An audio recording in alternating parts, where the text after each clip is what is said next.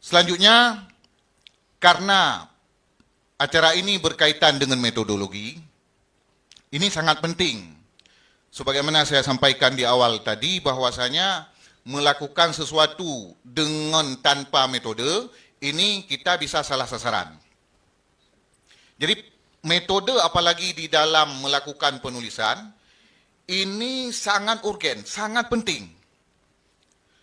Sebaik apapun tulisan yang kita tulis dalam sebuah karya, jika tidak mengikuti metode-metode yang diakui, tidak mengikuti metode-metode yang dipahami bersama, ini mungkin minat daripada pembaca ini akan kurang.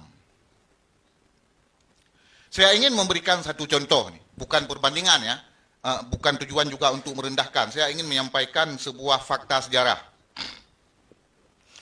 Dalam mazhab Syafi'i kita kenal kitab induk fikihnya adalah Al-Um. Itu kita kenal, kita akui, ijma' itu. Ijma' ulama mazhab Syafi'i, kitab induk dalam mazhab Syafi'i dalam bidang fikih, itu Al-Um. Yang isinya secara keseluruhan yaitu hukum fikih, dan juga ada beberapa bagian yang berisi dengan metode istimbat, seperti Ibtalul Istihsan dan sebagainya. Jadi kitab Al-Um ini merupakan imla yang disampaikan oleh Imam Syafi'i, lantas imla itu ditulis oleh Ar-Rabi' bin Sulaiman Al-Muradi. Sebagian isi daripada Al-Um ini dikutip oleh Ar-Rabi' dari Al-Buaiti. Malah ada ulama yang juga mengatakan sebenarnya ini tulisan Al-Buaiti, tapi ini dibantah oleh para ulama-ulama yang mayoritas. Ar-Rabi' Al-Muradi merupakan orang pertama yang memberi nama kitab itu Al-Um.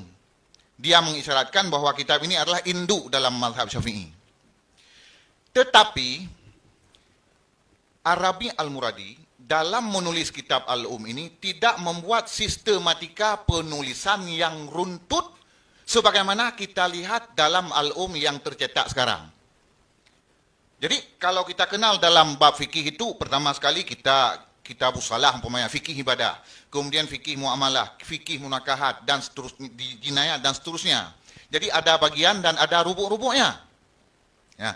Tapi Ar-Rabi' Al-Muradi tidak membuat runtut seperti itu, namun di dalam sebagian persoalan fikih yang seharusnya terletak dalam bab ibadat justru diletakkan di dalam bab nikah umpamanya.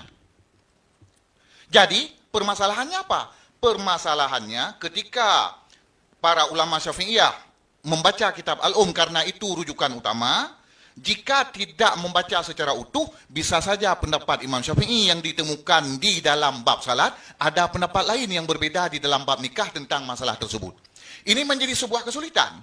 Sehingga menurut Imam Al-Asnawi, kata beliau, penyebab utama kurang minatnya para ulama Syafi'iyah terhadap kitab Al-Um untuk membuat turunan-turunan darinya, itulah tadi. Karena tidak dibuat sistematika penulisannya secara runtut sebagaimana kita kenal kemudian. Ya. Orang pertama sekali yang menulis kitab Al-Um dengan bentuk seperti sekarang ini yaitu Imam As-Sirat Al-Bulkini. Beliau meninggal tahun 805 Hijriah. Pada awal abad 9. Berarti berapa abad, berapa ratus tahun kitab Al-Um terbiarkan seperti itu. Maka oleh karenanya, yang pertama sekali menulis kitab dengan sistematika yang runtut dengan membagi 4 bagian itu Al-Muzani, yaitu Mukhtasar Al-Muzani. Setelah itu, semua ulama-ulama Syafi'iyah itu mengikuti pola Al-Muzani. Itulah mengapa kitab turunan dalam mazhab Syafi'i semuanya bersumber dari Mukhtasar Al-Muzani. Meskipun ada juga yang mengatakan bahwa Nihayatul Matlab itu merupakan ikhtisar dari Al-Um dan dari Mukhtasar Al-Muzani.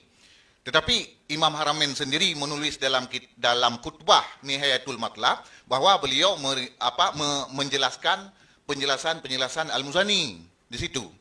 Kita kenal Nihayatul Matlab itu turunan dari Mukhtasar Al-Muzani.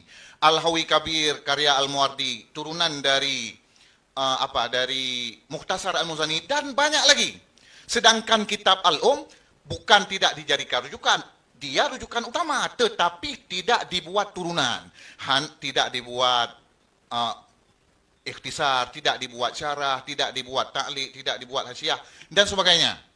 Dan juga dalam penyebaran mazhab Syafi'i, semua murid-murid Al-Muzani, murid-murid Ar-Rabi' Al-Muradi, meskipun mereka mengajarkan kitab Al-Um, tetapi yang dibawa pulang ke daerah mereka adalah Mukhtasar Al-Muzani.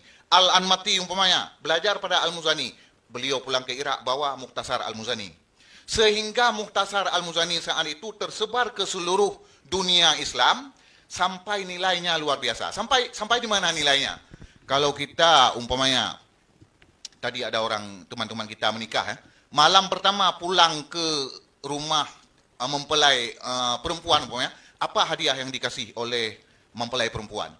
Pada saat itu, setelah Mukhtasar Al-Muzani itu menjadi idola para ulama, para talabah, hadiah perkawinan bagi seorang laki-laki yang dia berkecimpung dalam bidang ilmu bukan emas, bukan apa-apa, tetapi niskah Mukhtasar Al-Muzani. Itu yang diberikan sebagai hadiah. Begitulah nilainya. Ya. Jadi, rujukan utama dalam mazhab Syafi'i tetap Al-Um. Tetapi yang ingin saya sampaikan, yang dijadikan turunan oleh para ulama adalah Mukhtasar Al-Muzani. Ya, ini kita tidak mengkritisi siapapun ini. Saya hanya menyampaikan fakta sejarah saja dan dari penjelasan ulama. Apalagi tulisan kita. Kalau tidak mengikuti metodologi, tidak punya metode, ya setelah kita tulis mungkin 2 bulan ke depan ketika kita beli bawang di pasar, ya di kertas untuk menaruh bawang itu kita lihat itu ya. Ya, kita beli martabak duren umpamanya nanti di gedung dan sebagainya ya. Ya, ketika kita buka, ya, oleh siapa? Sudah ada nama kita di pembalut martabak itu. Ya, jadi disinilah pentingnya metodologi bagi kita dalam melakukan sebuah pekerjaan yang serius, apalagi dalam menulis. Oleh karenanya, dalam kesempatan ini saya mengajak kepada kita semua, mahasantri khususnya, untuk belajar secara tekun, untuk berinteraksi secara fokus dengan musannif daripada kitab ini, di mana sebagaimana saya sampaikan tadi, ini sebuah kehormatan yang luar biasa. Kitab ini ditulis dengan launching pertama di ma'had kita dan masih perawan.